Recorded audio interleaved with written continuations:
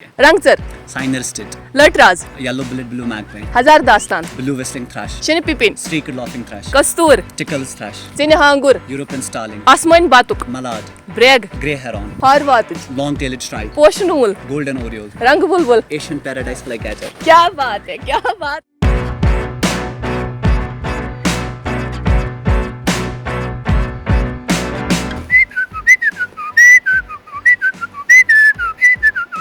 सुबह के टाइम पे Wow. ऐसा आपने सुना होगा आपने सुना करके? है, हाँ बिल्कुल। तो ये वो वाली आवाज होती है, ब्लू whistling thrush ये आवाज करता है। कश्मीर में कितने बर्ड्स को आप जानते होंगे या जिन्हें आपने अपने इर्द गिर्द बागीचे में स्पॉट किया होगा? चंद ही ना। कुछ ऐसे बर्ड्स जिनके बारे में आपको फोक लोर या फोक म्यूजिक के जरिए से ही मालूमात मिलती है कि आप जानते हैं, वो भी हमारे यहाँ कश्मीर का हिस्सा है। हमारे यहाँ कश्मीर का ही एक यंग ऑर्निथोलॉजिस्ट जो इस पर काम कर रहे हैं। हालांकि हाल ही में उन्होंने एमएससी मुकम्मल किया है, अब वो डॉक्टरेट के लिए जा रहे हैं। इस किताब को तरतीब देने वाले परवेज यूसुफ, आइए।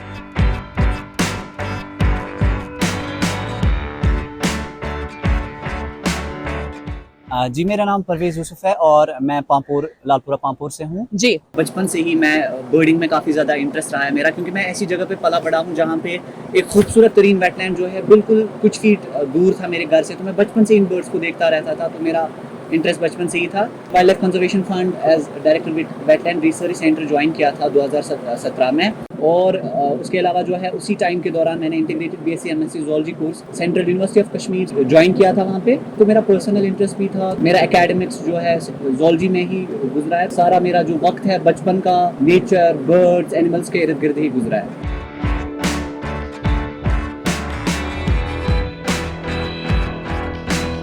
आप आवाज सुनकर ये बोलते हैं हमें कि ये कौन सा बर्ड हो सकता है, ये कैसे मुमकिन है, कैसे कर पाते हैं आप? पहले जब मैंने स्टार्ट किया था तो आपको बहुत मुश्किल होता है बर्ड्स को पहचाना। फिर जो एक वक्त आता है जब आपको आदत पड़ जाती है, आपकी आईज, आपके कान शार्प हो जाते हैं, आप नेचर के साथ एक हिसाब से घुल मिल जाते हैं। हर एक बर्ड का अपना अलग अलग सॉन्ग है। सॉन्ग्स के बेसिस पे भी जो है बहुत सारी बर्ड स्पीशीज को जो है डिफरेंशिएट किया जाता है। कश्मीर में बहुत सारी बर्ड स्पीशीज ऐसी हैं जिनका नाम ही उनके सॉन्ग्स के बेसिस पे यूजुअली पड़ा है। जैसे हम कस्तूर की बात करते हैं, जी।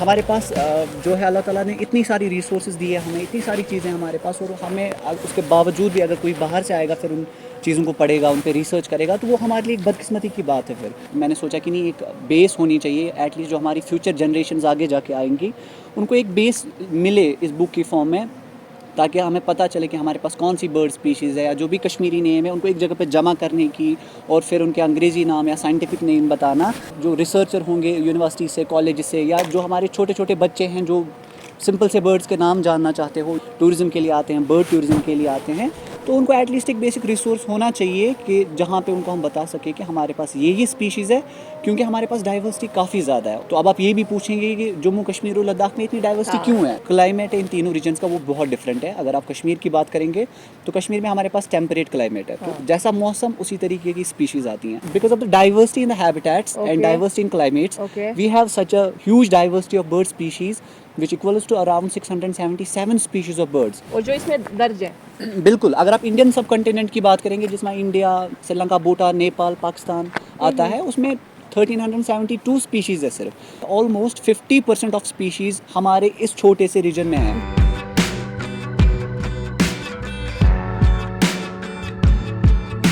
Birds overall migratory in nature होते हैं। अब कोई लॉन्ग डिस्टेंस में माइग्रेशन करता है, कोई शॉर्ट, कोई ऑल्टीट्यूडनल माइग्रेशन भी दिखा सकता है। जो बर्ड स्पीशीज़ बाकी कंट्रीज़ या बाकी स्टेट्स में वो यहाँ पर है, but still there are some species दुनिया में और कहीं पे नहीं पाई जाती है।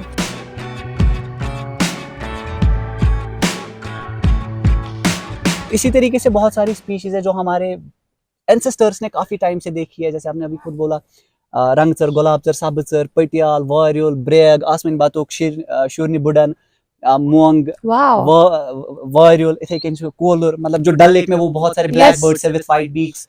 तो इनके कश्मीरी नाम इतने सारे हैं, तो हमारे एंसेस्टर्स ने एटलीस्ट कुछ प्रोडक्टिव किया है, उन्होंने बर्ड्स को देख के एटलीस्ट कश्मीरी नाम दिया है। तो वो हमारा काम था बाकी लोग उन तक उनके अंग्रेजी नाम या उनके साइंटिफिक नाम पहुंचाना। तो हमारे पास टोटल 677 बर्ड स्पीशीज़ है जम्मू कश्मीर और लद्दाख में। उसमें से 555 स्पीशीज़ जो है जो कश्मीर रीजन में है।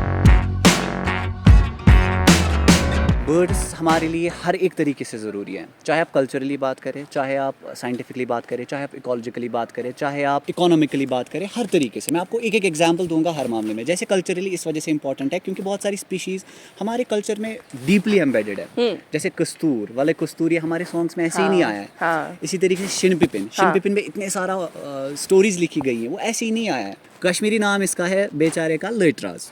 लेटराज यही है। अहदराज पितृबोय। ओके। मगर अंग्रेजी में इसका नाम है येलो बिलेट ब्लू मैगपाई। ये मैगपाई फैमिली को बिलोंग करता है, लेकिन जितना आपको ब्यूटीफुल दिखेगा उतना ब्यूटीफुल ये है नहीं, क्योंकि ये कौवे की फैमिली को बिलोंग करता है। तो ये चूहों को, छोटे छोटे स्पैरोस को भी मार के खा जाता है। तो अच्छा जी, तो ये प्रेडेटरी एक्चुअली है, तो ये वैसे भी शिकार करता है। They are a part of a tropic food chain. तो ये एक बैलेंस मेंटेन करते हैं। जैसे वल्चर्स की बात कीजिए, दे आर नेचुरल स्कैवेंजर्स। वो हमारे माहौल को साफ रखते हैं। अगर वो नहीं होते तो आप इमेजिन कीजिए कितनी सारी डेड बॉडीज जो एनिमल्स की है वो जमा हुई हो। तो इसी तरीके से ब्लैक काइट्स या क्रोज जो है वो भी सेम करते हैं। इकोनॉमिकली जो है, इको टूरिज्म में इसमें बहुत बड़ा रोल है। इको टूरिज्म एक ब्रॉड टर्म बन गई है। हम उसमें बर्ड टूरिज्म का एंगल भी ला रहे हैं। गाइड को चार्ज करते हैं, वो उनको गाड़ी भी की चाहिए, तो लोग पैसे भी कमा रहे हैं वैसे भी। वैसे आप बर्ड गाइड भी है ना? जी बिल्कुल।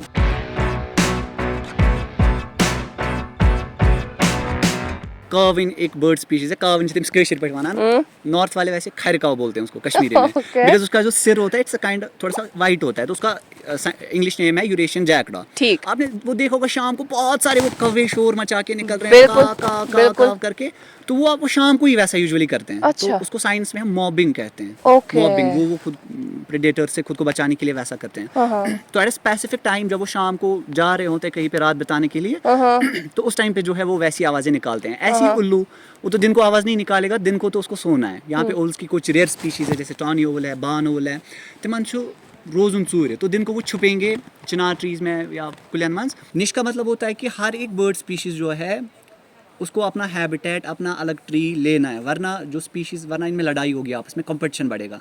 तो कश्मीर में भी ऐसा है कि यहाँ पे अलग अलग हैबिटेट्स है। यहाँ पे रिवर राइन है, यहाँ पे हमारे पास मिक्सड फॉरेस्ट्स है, यहाँ पे जैसे कॉनिफेरस फॉरेस्ट्स है, यहाँ पे ग्रास लैंड्स भी है, यहाँ पे जो है वेटलैंड्स है, और इसी के तरीके से पैडी फील्ड्स जो है। तो अलग अलग हैबिटेट्स में बिल्कुल अलग अलग स्पीशीज़ होती है। जो जंगल में स्पीशीज़ पाइन ट्रीज पे रहता होगा वो नीचे नहीं सर्वाइव, उसका वो हैबिटेट ही नहीं है।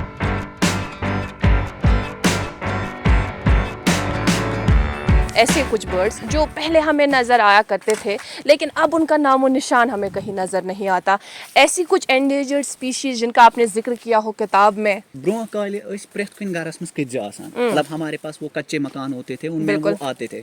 आज मुझे बताइए आप कितने लोग जो है स्वैलोज को कज्जा आसान कथान गरन में कज्जा आसान? हाँ, नहीं है, क्योंकि हमारी लिविंग कंडीशन चेंज हो गई। आज एयर लॉक्ड, एक हिसाब से ना पूरे लॉक्ड होते हैं हमारे मकान, बिल्कुल। तो उस वजह से वहाँ पे आज नहीं होते। फेरुजिनस डाक एक ग्लोबली थ्रेटेंड बर्ड स्पीशीज है। पूरी दुनिया उस पर रिसर्च कर रही है, बहुत सारा पैसा खर्च हो रहा है, और कश्मीर में हमारे पास आता है वो स्पीशीज। तो हमारे पास एंडेंजर्ड स्पीशीज भी है। कश्मीर फ्लाई कैचर जो है एंडेंजर्ड स्पीशीज है, थ्रेटेंड स्पीशीज है इस टाइम पे। वो क्या करता है, समर्स में कश्मीर में रहेगा, लेकिन विंटर आएगा, विंटर में भागेगा, वो श्रीलंका जाता है ऊटी के थ्रू, वो माइग्रेटरी है। अच्छा। लेकिन उसमें स्पेशल क्या चीज़ है, वो सिर्फ और सिर्फ पूरी दुनिया में जो हिमालयन रीजन है ये वाला, जिसमें कश्मीर भी आता है, वेस्टर्न हिमालयस भी, उधर बस बच्चे निकालता है, ब्रीड करता है। ब्लू व्हिस्टलिंग थ्रश, हजार दास्तान, ये हजार दास्तान। यस, आपने कैमरा पर्सन प्लीज हजार दास्तान को कैप्चर करो अगर मुमकिन हो सकेगा। वो जो बैठा है, ज्यादा पास नहीं जाना, बस दूर से इसको देख लो। नाज़रीन देखो, ये हजार दास्तान है।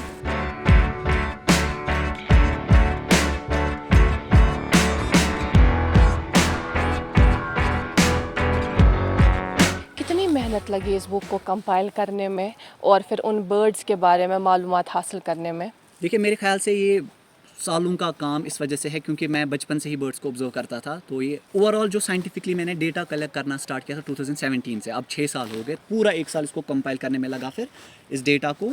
तो अल्हम्दुलिल्लाह फिर इसी साल जो है दिल्ली में एक अच्छी कॉन्फ्रेंस में इंडियन हैबिटेट सेंटर में जो है फिर ये लॉन्च हो गई। क्या आप इसके लिए पर्सनली लद्दाख गए? क्या आप इसके लिए पर्सनली जम्मू गए और कश्मीर के अलग अलग अजला गए? देखिए, मैं हर जगह नहीं गया हूँ। जो हमारा लिटरेचर पब्लिश हुआ होता है, जैसे फॉर एग्जांपल किसी ने कोई रिसर्च पेपर लिखा होता है किसी एक डिस्ट्रिक्ट का, कश्मीर यूनिवर्सिटी पे किसी ने एक रिसर्च पेपर लिखा है, बर्ड्स ऑफ कश्मीर यूनिवर्सिटी हाँ। या बर्ड्स ऑफ जम्मू के किसी डिस्ट्रिक्ट का। सो उस डेटा को जो है जब हम कोई नया रिसर्च करते हैं, we that's why research, we do search again and again. Scientific literature होता है, उसको कंसल्ट करना काफ़ी ज़्यादा ज़रूरी होता है। स्कैटर्ड प्लेसेस पे कुछ कुछ जगहों का जो डेटा स्कैटर्ड था उसको कलेक्ट करना, फिर उसको पूरा तरतीब देना, उस पर पूरा देखना कि इसका डिस्ट्रीब्यूशन यहाँ पे है कि नहीं है। और फिर मैंने इसी पे एक रिसर्च पेपर भी लिखा जो हमारा एक इंटरनेशनल जर्नल में रिसेंटली पब्लिश हुआ, तो वो पीयर रिव्यूड जर्नल में एक्सेप्ट हुआ। तो वहाँ पे जो भी स्पीशीज़ इस बुक में है वो उस रिसर्च पेपर में भी है, जो कि इस चीज़ पे अब मोहर लगाता है।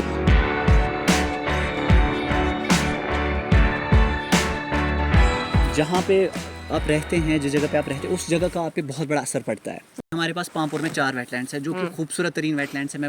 वहाँ पे आप नेकेड आई से बर्ड्स को देख सकते हैं। बाकी वेटलैंड्स में भी होकर सर वोलर है, आपके पास शालबुग है, वहाँ पे भी आप देख सकते हैं। हमारे पास जो डक्स की मेन स्पीशीज़ आती है विंटर में, मैं आपको कुछ नाम बता दूँ। मैलार्ड, आसमान बातुक, आसमान क्वेश्चन, इथे किन गैडवॉल है हमारे पास, गढ़वाल भी आप बोल सकते हैं। पोचार्ड्स आते हैं, कॉमन पोचार्ड, टफ्टेड डक एक और बर्ड स्पीशीज़ है, कॉमन टील या जिसको हम ग्रीन विंग टील भी बोलते हैं। ये कुछ माइग्रेटरी डक स्पीशीज़ है जो हमारे पास यहाँ पे विंटर में आते हैं। 2022 में पहली बार जम्मू कश्मीर का पहला बर्ड फेस्टिवल किया, तो वो बर्ड फेस्टिवल में बहुत सारे बच्चों के साथ मैंने इंटरेक्ट किया। मैं उनको बर्ड्स के बारे में बता रहा था और हर कोई बच्चा यही पूछ रहा था कि हमारे पास एटलीस्ट कोई बुक होनी चाहिए जिसमें हम बता सके कि हम देख सके कि हमारे पास कौन सी बर्ड स्पीशीज़ है। तो फिर मैंने तभी डिसाइड किया कि नहीं, मुझे इस बर्डिंग तो मैं ऑलरेडी कर रहा था, ऑलरेडी नॉलेज थी, लेकिन ये बुक का जो आइडिया आया वो फिर वहीं से आया। मैंने सोचा कि नहीं, कुछ करना है अपने फ्यूचर जनरेशन्स के लिए। उनको है एक बेस लाइन हमारे रिसर्चर्स को भी देनी है ताकि वो एक बेस डेटा उनके पास हो जिसको वो कल जाके यूज़ करे अपने रिसर्च के लिए।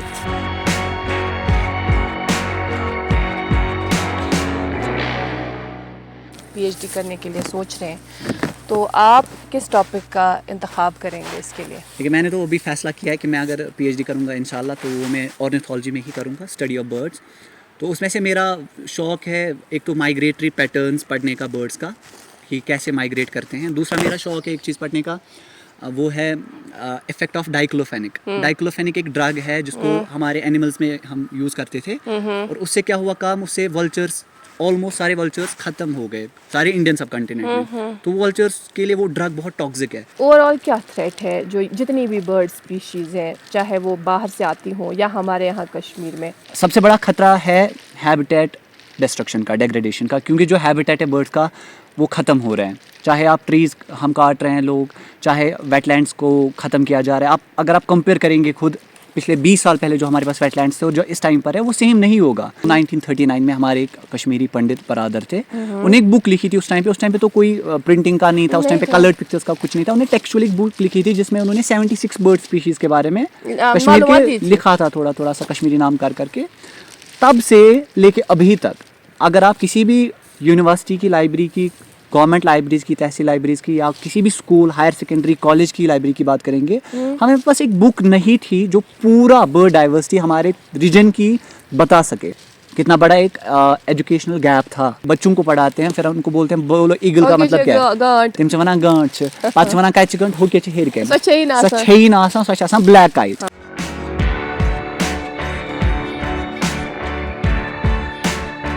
बर्ड्स को अट्रैक्ट करने के लिए सबसे अच्छी चीज़ यही है कि आप कवर बढ़ाओ। कवर मतलब ट्रीज़ लगाएं, क्योंकि कवर को एक तो बर्ड्स को प्रेडेटर से बचने के लिए ज़रूरी है, दूसरा उनको बच्चे अंडे देने हैं उनके लिए भी ज़रूरी है, खाने पीने के लिए भी ज़रूरी है। अभी तो मैं कोशिश कर रहा हूँ, प्रायोरिटी मेरी है कि मैं कश्मीर से बाहर ही जाऊँ, क्योंकि थोड़ा सा और एक्सपोजर मिलेगा, क्योंकि थोड़ा सा मुझे लगता है कि मैं और सीखूंगा ग्लोबल लेवल पे बर्ड्स को, क्योंकि कश्मीर में ही नहीं, सिर्फ थोड़ा सा अगर मैं बाहर भी निकलूँगा, मैं कोशिश करूँगा at a global level birds का समझने की, तो वो मेरे लिए काफ़ी हेल्पफुल होगा। तो मैं इंडिया में और इंडिया के बाहर भी कोशिश कर रहा हूँ, फॉरेन में भी पीएचडी का। इंशाल्लाह अब जहाँ पे होता है ऑर्निथोलॉजी में, तो मैं उसी में जाऊँगा। Wish you all the luck.